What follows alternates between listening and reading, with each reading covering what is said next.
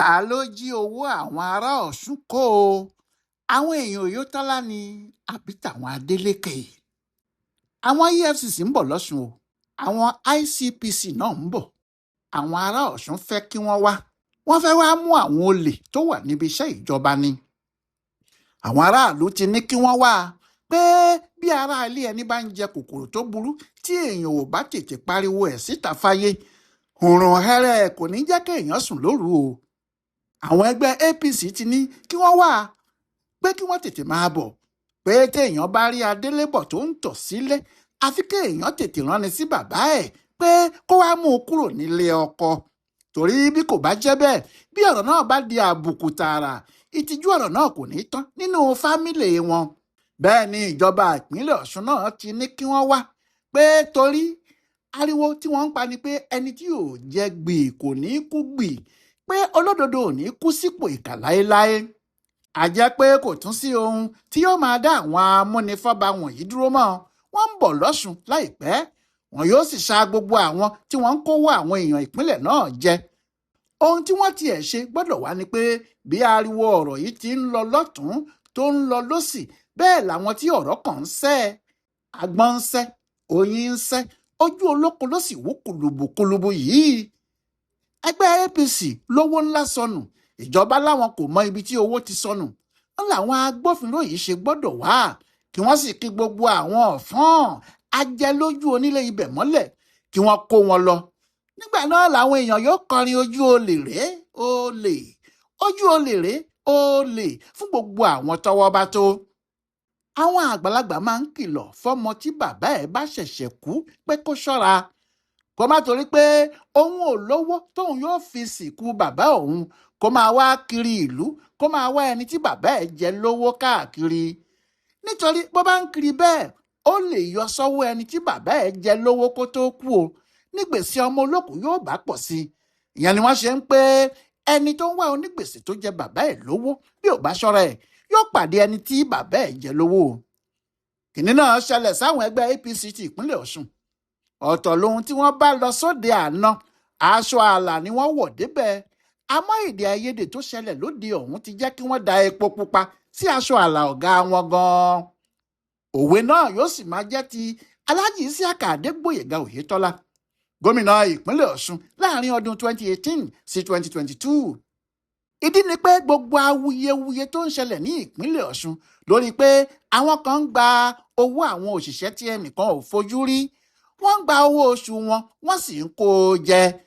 Ghost worker ni wọ́n ń pè wọ́n, àwọn òṣìṣẹ́ bí òkú, àwọn òṣìṣẹ́ àìfojúrí tí wọ́n sì ròyìn bí wọ́n ti pọ̀ tó lọ́ṣun. Wọ́n ní Oyètọ́lá ló fà á o. Ṣùgbọ́n àwọn kan ní kò rí bẹ́ẹ̀, wọ́n ní Adémọ́lá Adélékè ni.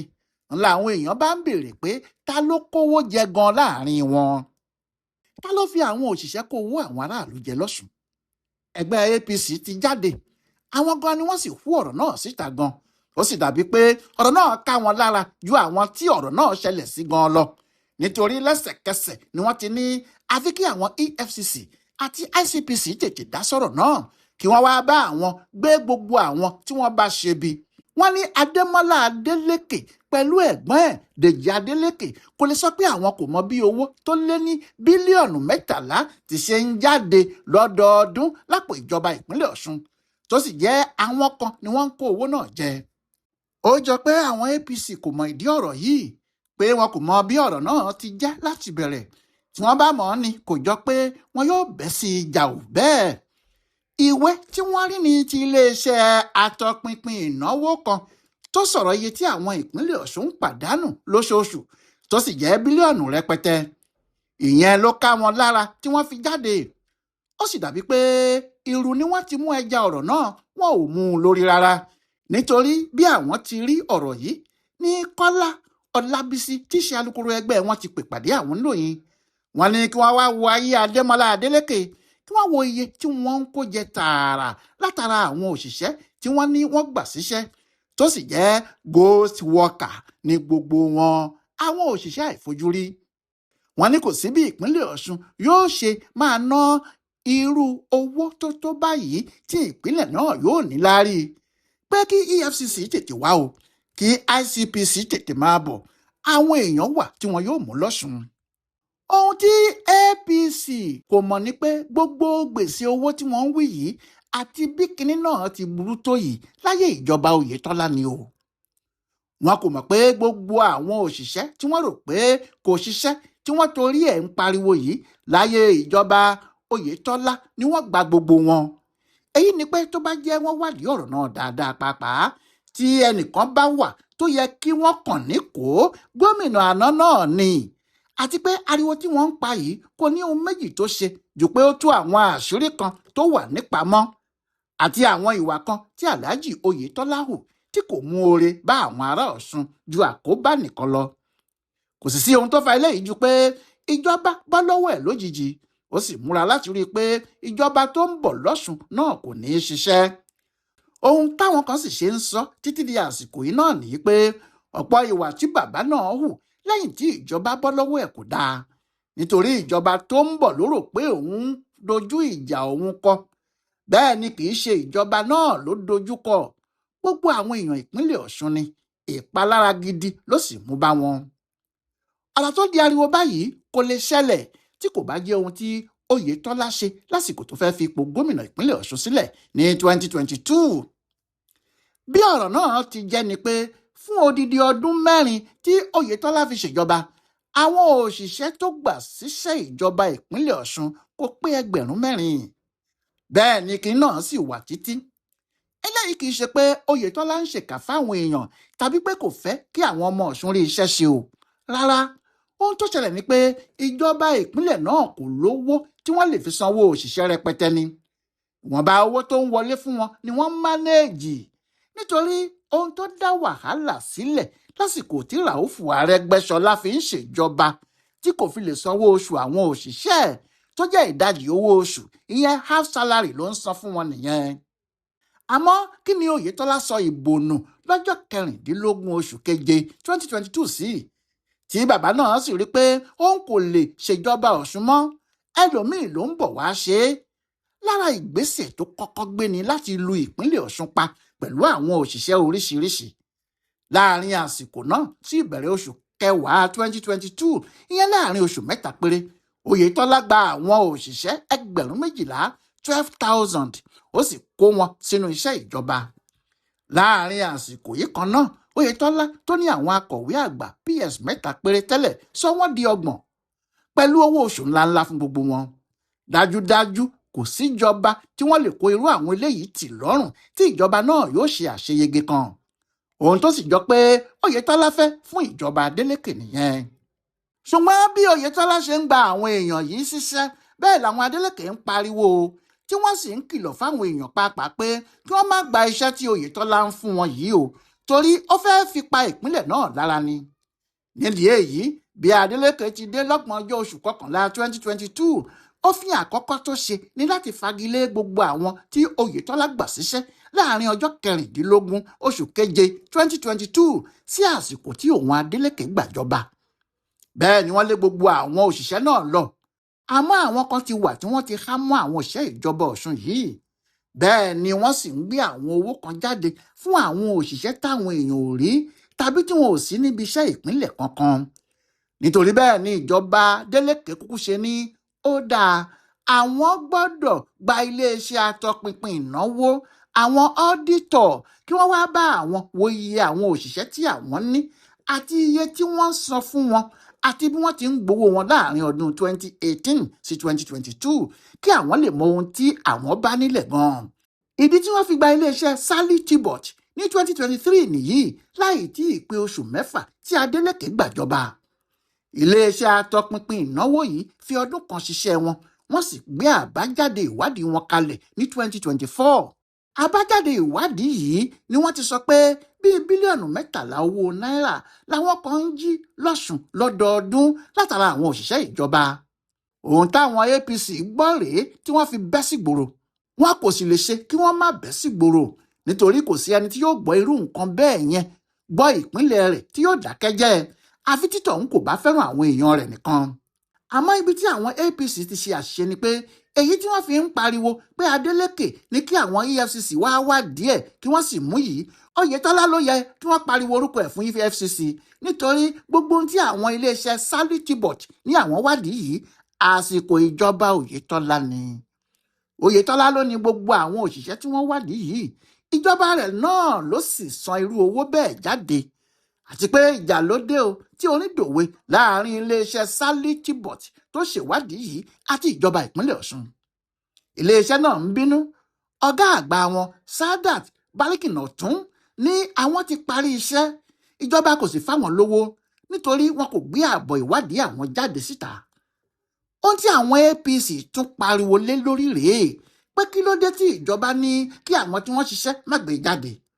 Ìjọba Adeleke ló gba àwọn iléeṣẹ́ yìí, àwọn ni wọ́n fẹ́ sanwó fún wọn. Bẹ́ẹ̀ ni kì í ṣe àsìkò ìjọba wọn ni wọ́n ní kí wọ́n wá yẹ̀ wò, àsìkò ìjọba tó ti kọjá lọ ni.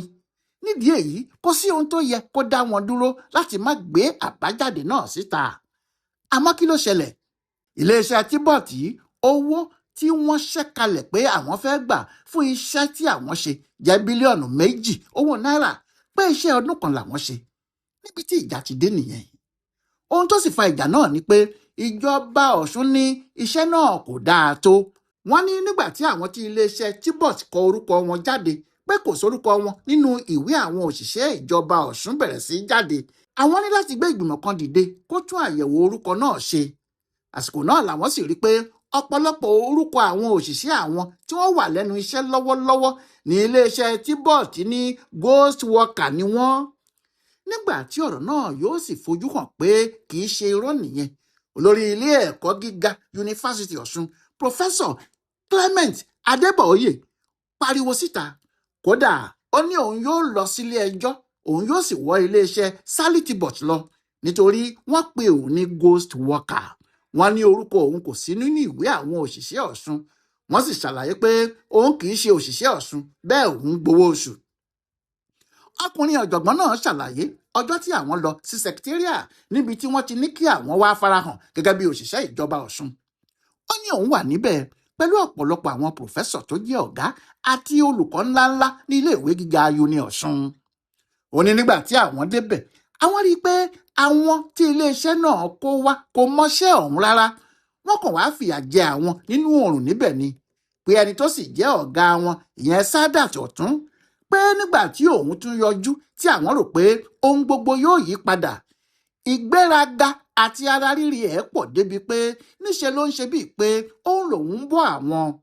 Ọ̀rọ̀ náà le débi pé ó pe pòfẹ́sọ̀ àgbàlagbà kan ní ọmọ àlè láàrin àwọn. Pé pẹ̀lú gbogbo ẹ̀ náà, àwọn dúró láti ṣe ètò náà bí wọ́n ti ní kí àwọn ṣe.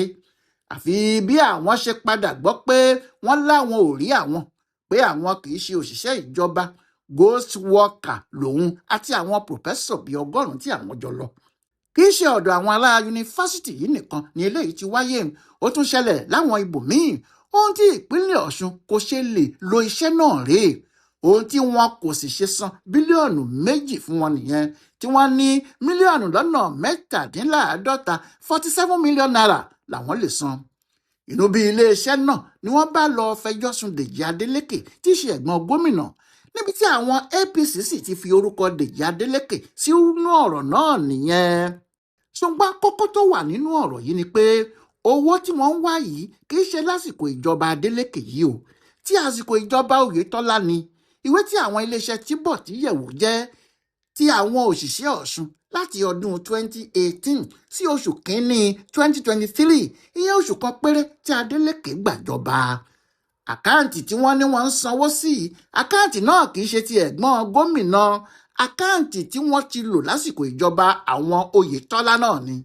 Bóyá nígbà tí àwọn EFCC bá dé ṣá, bó sì jẹ́ àwọn ICPC ni, wọn yóò túbọ̀ lè wádìí ọ̀rọ̀ náà dáadáa. Nítorí ọ̀rọ̀ náà ti dìjà báyìí o. Olóbì ò fẹ́ gbakọ, àwọn iléeṣẹ́ Tibot ń fẹ́ gba bílíọ̀nù 2. Àwọn ìjọba láwọn ò lè san irú owó bẹ́ẹ̀ torí wọn kò ṣe iṣẹ́ àwọn. Àwọn APC gbọ́ ọ̀rọ̀, wọ́n bẹ́ sí gbòòrò pé Adélékè ń kówó jẹ, láì mọ̀ pé ọ̀gá àwọn làwọn ń bá wí. Ìbínú ìyẹn ni Adélékè sì ṣe kọ̀wé sáwọn ICPC pé kí wọ́n máa bọ̀ lọ́ṣun. Nígbà tí wọ́n bá sì fa gbùrù ọ̀rọ̀ náà, gbùrù yóò fàgbọ́ o níbi tí owó àwọn ará Ọ̀ṣun bá há sí gan gbogbo ayé ni yóò padà fojú rí o. Ọláyíwọlá Alága ló ṣe àyẹ̀wò ọ̀rọ̀ yìí láti ìbẹ̀rẹ̀ tó sì ṣe àkọsílẹ̀ fún bùdó àgbáyé fún àṣà àtìṣe Yorùbá World Center nínú ọgbà Yunifásítì Ìbàdàn. A kú dédé àkókò yìí o.